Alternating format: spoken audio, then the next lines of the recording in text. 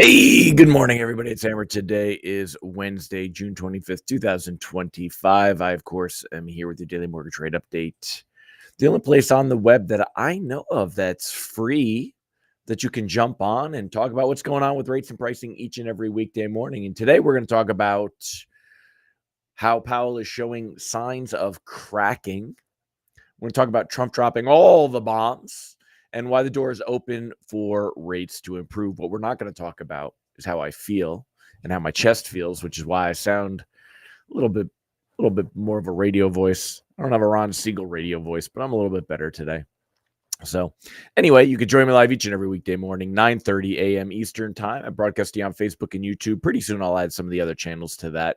If you're here this morning, say good morning like my friends. Who we got on here? Randy Tinkle, giddy up, sir. Yeehaw. We got Holly Johnson. Good morning. Casey Roberts, Mark Clark, Charlie Bedita. Hope all is well in Ohio there, Mr. Bedita. Mallory Fotiades. Mallory, I saw you with the cold plunge thing. Let me know what you think about that. I hate cold water, but I hear it really does do some amazing things for you with your inflammation and things like that. Let me know what you think about your system. I saw you had a unit. Monica Dinkins and Angela Walters, good morning. So anyway, if you're here this morning, say good morning, and I appreciate you. If you're watching the replay, give me a hashtag replay in the comments.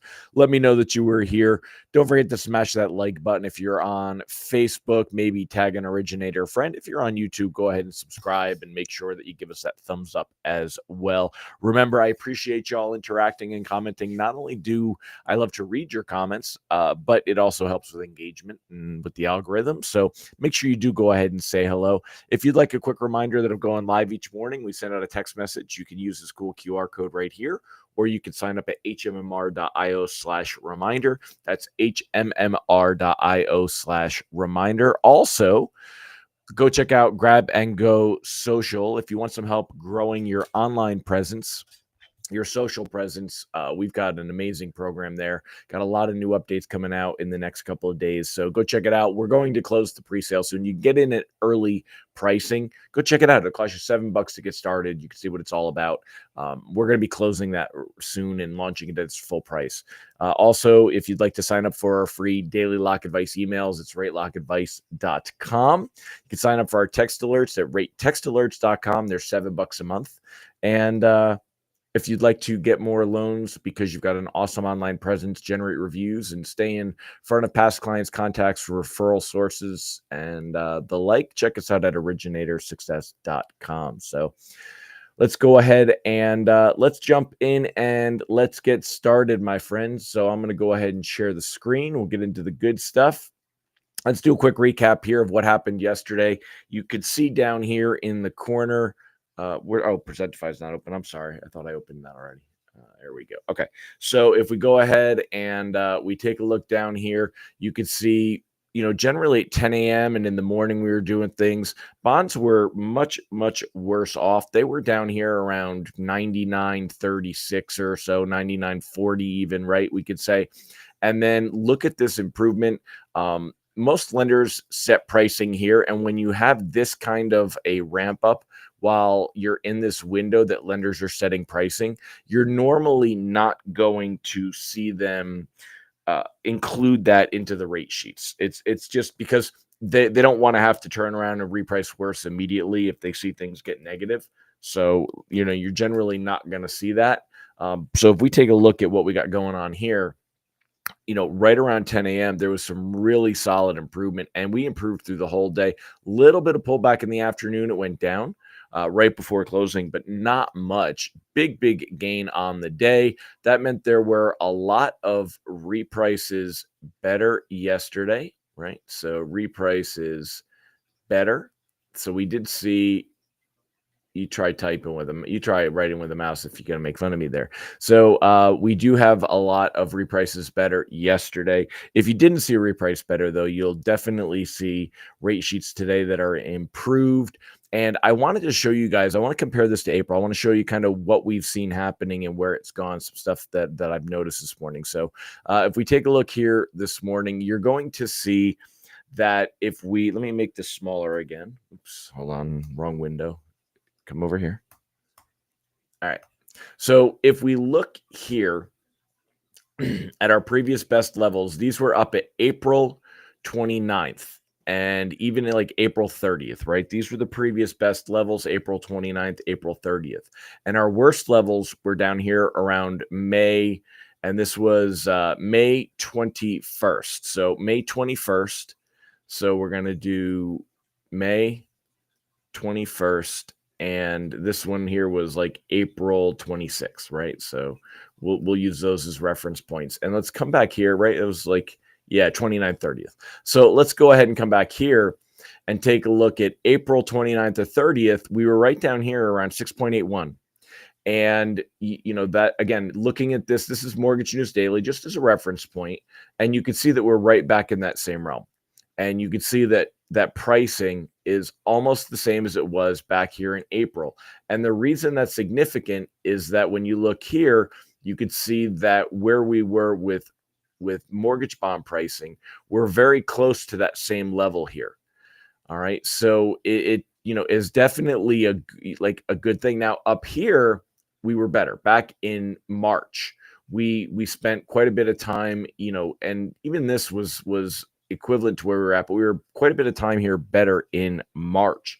And if we go back and take a look at pricing in March, let's see if we can tick this back just a hair. There you go. So if we look back at pricing in March, you're looking at down here, about another eighth of a point better. So 6.7. So about an eighth of a point better than that. So we do have room for things to improve, and we have the momentum. Now look at the trend. I'm not going to draw a straight line. Actually, I think I could. Yeah, let me do this. All right, I'm going to grab that arrow. So looking here, you can argue it would go like this, and we're going to grab it like this. So if you take a look here, you can see that we went from this lower area, and that we've seen a steady improvement going higher, and we have not broken out of that range, and we're nowhere near to the bottom of that range. We very likely are going to see this continue to creep higher. We have room to see it creep higher. It doesn't have to break out of this range. It doesn't have to cross this line right here. We have room to see it move higher, and we have the momentum that's going on. So there's definitely some things in our favor, and I'm going to talk about that some more in a minute. And Mallory, I did read your comments. A lot of tension in your neck. When you get it, you feel the tension release. Your husband keeps it cold, typically only go up to your neck, but was overheated, so the entire plunge was very refreshing. Cool. Reprice risk on the day today is low, by the way. Not anything we really have to worry about. The 10-year Treasury yield is at 4.33. Yesterday, it did tick down. It ended right below that at 4.29. Oh, you guys aren't seeing this. Hold on a minute. Let me pull this over. Doobie-doobie-doo. Sorry, I gotta readjust this. I like to be on the screen. I want y'all to look at me. It's all about me. I'm a pretty man. I'm a pretty man. Let me get rid of this, and we'll close this up too. All right. So taking a look at what we got going on here, you can see that the 10-year Treasury yield, 4.32. It's a little bit worse, and mortgage-backed securities are down 10 basis points on the morning. But again, we saw so much improvement from yesterday. Look at this here. This is your difference here. So you're still going to see rate sheets that are much better today. Reprice risk on the day today, though, is low. The door is open for rates to move lower.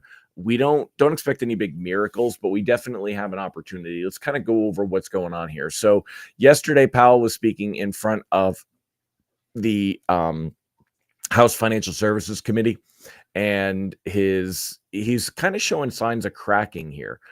This was his comment, and I think it's very telling with what's going on here. So remember, little backstory, we're starting to see some drama in the Fed. You've got Waller, you've got Mickey Bowman there, who is talking about how we should be open to seeing rate cuts in July. And I'll show you the expected what markets are stand on that in a minute. But Powell has been very clear, though. He's been really just trying to kind of hold steady this. He's been very clear that the Fed is in a restrictive policy right now, meaning they want to keep a bit of a throttle on the economy, on inflation.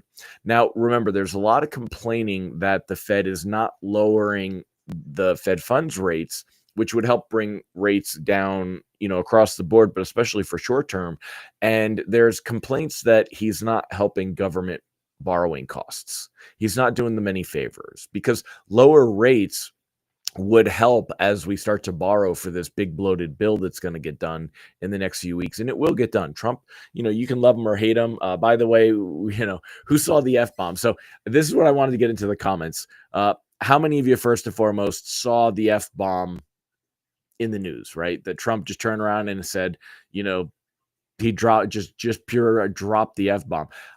It was actually uncensored in the Wall Street Journal. I was pretty surprised about that. The Wall Street Journal actually posted it with the full on everything about it, which was pretty surprising to me. And where this is I guess this is not, I don't know where that one is anymore. It's not necessarily on the front page, but I was looking to see, you just Trump F and it'll come up. But it was kind of funny that he did that. Now, part of me is like, hey, I use the F-bomb once in a while. I don't use it on my lives. I don't use it when I speak. I don't use it, there's a decorum, right? So I don't support it. I don't, but I will say that cursing with Gen Z has got, especially female cursing, has gotten to be much more accepted. And it's just kind of the language of the people, if you will. I don't know that I love it. I'll drop, some shits and some asses in a heartbeat, but I don't usually use the F-bomb, and I don't use the other, some of the other solid words. But that was, I was like, hey, wow, okay, and he just kind of kept going. And I don't think that, I think it just shows that he just says things off the cuff. So, I hope we don't see a habit of it, is my take on it. That's just me. So anyway, going back to what actually matters, let's go back to Powell. So yesterday in front of Congress, Powell kind of showed signs of cracking here. And this is key because right now we have market momentum that is expecting that we could see more rate cuts, and that we could see rate cuts definitely by September, possibly by July at those Fed meetings. If it turns out that inflation pressures do remain contained, and this is not going to be this week's PCE data, by the way. We get the PCE data on Friday. That is the Fed's favorite gauge of inflation. But this data is showing for May. It's still too early into the tariffs for this to be relevant. They're looking for the next one. So it'll be the CPI inflation report that comes out on July 15th. That's going to be the next one that's going to kind of come here. So if inflation pressures do remain contained, we'll get to a place where we cut rates sooner rather than later. But I wouldn't, and this is where he tries to keep the genie in the bottle, I wouldn't want to point to a particular meeting. So other Fed members are saying July. Now, there's a lot that could be going on here. Remember, Powell seems pretty level-headed, but he's still human, and his ego is still at play, and he may not want to publicly show any signs of kowtowing, even subconsciously to himself, to any signs of kowtowing to Trump. So we're hearing, Mickey Bowman and Waller talk about July.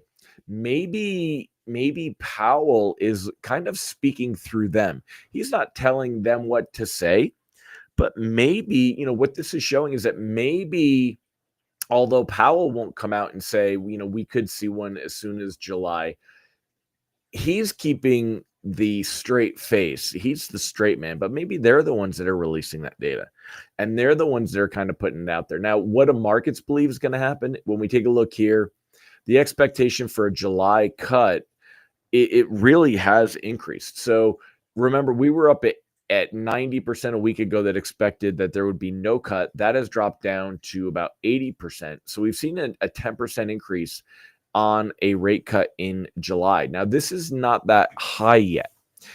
Next week, we're going to get the labor market data. It's going to come out on the 3rd, on Thursday this time around, because it's July 4th.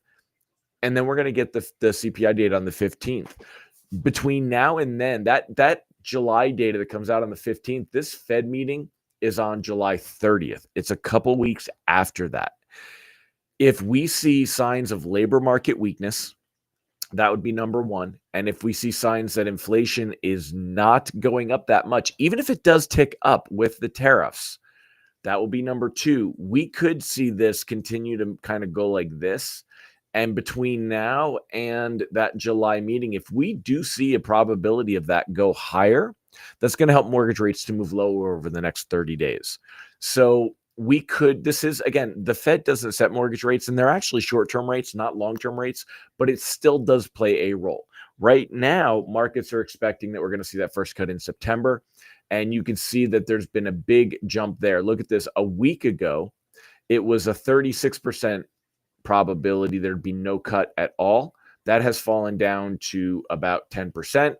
The expectation a week ago is that it would go has gone up tremendously. A month ago, look how low it was here because they thought there'd be more here, but look at it here. A month ago, the expectation was no rate cut. That has dropped tremendously, and there's even expectation that we could see 2 cuts by September, because if they cut in July, if we see signs of continued weakness, labor market weakness, slowdown in the economy, they could expect to see another cut in September, but we'll see. It's very unlikely that we'll see 2 back-to-back cuts. What markets are currently really looking for is that September cut and then a December cut. That's what markets are currently pricing in. But if we see those cuts move earlier in the year, or we see more cuts expected, maybe we see 3 cuts like this, then that's going to help mortgage rates to improve. So we've seen mortgage rates improve about a quarter point since back in, over here at our higher levels here that we've gotten. This was back in the end of May, about a month ago, right? It's May 22nd.